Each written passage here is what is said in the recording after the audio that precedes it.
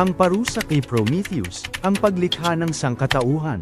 Sa simula ng panahon, ang mundo ay pinamunuan ng mga Titans, mga makapangyarihang Diyos na mga anak ng mga paunang Diyos. Isa sa mga Titans na ito ay si Prometheus, isang Diyos na kasing edad ng panahon na mismo at may kakayahang makita ang hinaharap. Ang kwento ni Prometheus ay puno ng mga aral at simbolismo na patuloy na umaantig sa puso ng tao. Sa artikulong ito, tatalakayin natin ang kanyang mga nagawa at ang parusang ipinataw sa kanya dahil sa kanyang pagmamahal at sakripisyo para sa sangkatauhan. Ang labanan ng mga Diyos at Titans. Sa panahon ng Titanomachy, isang malaking digmaan sa pagitan ng mga Diyos at mga Titans, hinulaan ni Prometheus ang tagumpay ng mga Olympian gods. Sa kabila ng kanyang kaalaman, hindi siya nakipaglaban kay Zeus at nakatakas sa pagkakabilanggo kasama ang iba pang mga Titans. Matapos ang labanan, inutusan ni Zeus si Prometheus at ang kanyang kapatid na si Epimetheus na lumikha at punuin ang lupa ng iba't ibang mga hayop. Ang mga ibon ay binigyan ng kakayahang lumipad. Ang mga elepante ay ginawaran ng napakalakas na katawan. Ang mga hayop ay may kanya-kanyang talento. Ngunit sa kanilang paglikha ng tao, napagtanto nila na ang lahat ng talento ay naipamahagi na sa iba pang mga hayop. Sa kabila ng sitwasyong ito, nagdesisyon si Prometheus na gumawa ng isang espesyal na nilalang. Paglikha ng sangkatauhan. Pinili ni Prometheus na hubugin ang tao mula sa luwad. Nang matapos na ang paglikha, dinala niya ang kanyang obra kay Athena, ang diyosa ng karunungan. Humanga si Athena sa kanyang ginawa at nagpasya siyang bigyan ito ng banal na hininga, kaya't dito nagsimula ang buhay ng sangkatauhan. Gayunpaman, hindi natuwa si Prometheus sa kinalabasan. Nais niyang ang tao ay maging higit pa sa mga hayop. Ang mga tao ay namuhay sa mga kuweba, nagtatago mula sa mga mabangis na hayop, at umasa sa mga bunga na nahuhulog mula sa mga puno. Ang takot sa dilim ay nagbigay sa kanila ng pakiramdam ng kawalang katiyakan. Ang pagpapakilala ng apoy. Isang araw, nagbigay ng payo si Athena kay Prometheus, dapat niyang ipakita ang apoy sa mga tao.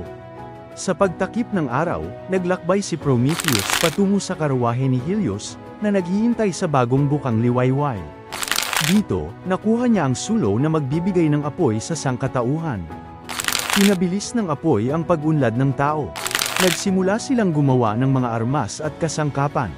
Unti-unting nalampasan ng tao ang mga hamon ng kalikasan. Sa wakas, natuwa si Prometheus dahil unti-unting umuunlad ang kanyang nilikha. Sa kabila ng kanyang tagumpay, nagpasya si Zeus na dapat mag-alay ang mga tao sa mga Diyos. Si Prometheus, sa kanyang talino, ay nagpasya na ipagtanggol ang mga tao laban sa mga Diyos. Ang panlilinlang kay Zeus. Upang maiwasan ang pang-aabuso sa mga tao, humiling si Prometheus na magsagawa ng sakripisyo sa isang toro.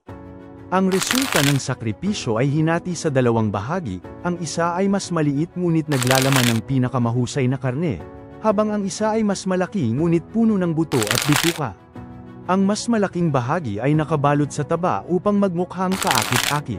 Alam ni Prometheus na ang kasakiman ni Zeus ay mag-uudyok sa kanya na piliin ang mas malaking bahagi.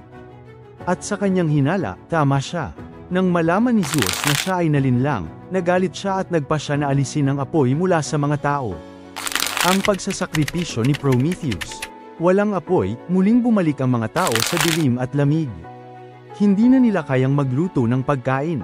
Sa kabila ng pagdurusa ng sangkatauhan, nagdesisyon si Prometheus na magnakaw ng banal na apoy at ibalik ito sa mga tao.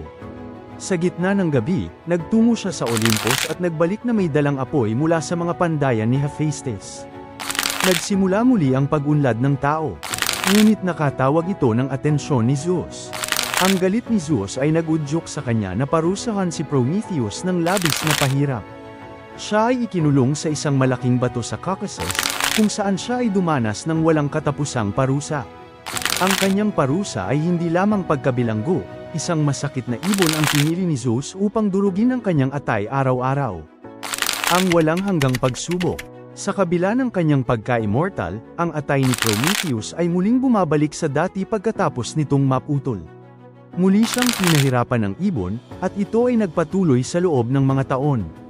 Sa isang pagkakataon, bumaba si Zeus sa lupa at nag-alok ng kalayaan kay Prometheus kung siya ay magtatago ng kaalaman tungkol sa apoy mula sa mga tao. Ngunit bilang tagapagligtas ng sangkatauhan, tinanggihan ni Prometheus ang alok na ito. Pinili niyang isakripisyo ang kanyang kalayaan para sa kanyang mga nilikha. Ang kanyang desisyon ay nagbigay daan upang magpatuloy ang pag-unlad ng mga tao, salamat sa kanyang sakripisyo. Mga aral mula sa kwento ni Prometheus.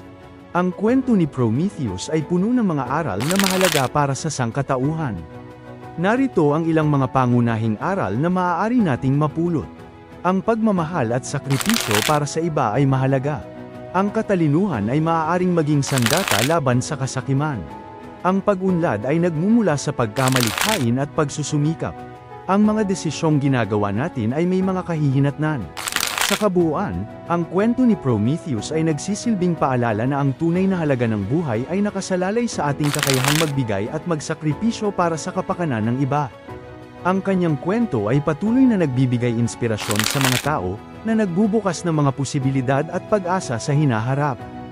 Sa ating panahon, mahalaga ang mga aral na ito sa pagbuo ng mas makatarungan at mas mapagkalingang lipunan.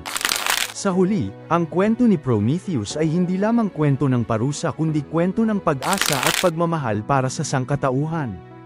Salamat sa panunood. Kung nagustuhan mo ang ating kwento, paki-like and share ang video na ito. Mag-comment ka na rin ng kwento na gusto mo at gagawa natin ito ng video.